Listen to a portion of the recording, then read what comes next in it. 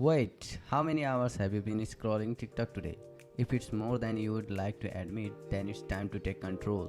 Let me show you how to enable it. So hello everyone, welcome back to our new video. Today in this video, I'm going to show you how to turn on screen time on TikTok in just 60 seconds. Because trust me, your future self will thank you. So let's start the video. First of all, open your TikTok app and tap on your profile at the bottom right. Now tap on the three-line menu in the top right corner and select Settings and Privacy option. And then scroll down and find Screen Time under the Digital Wellbeing section.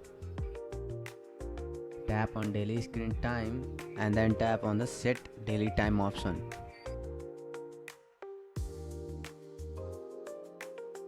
And now set a limit that works for you. Maybe start with 1 hour a day. And after you're done, tap on the next option. Now TikTok will now remind you when you have hit your limit, but don't worry, you can extend it if needed. And that's it. Simple, right? So if this video helped you, then hit the like button and do subscribe for more videos like this. Bye bye, see you all in the next video.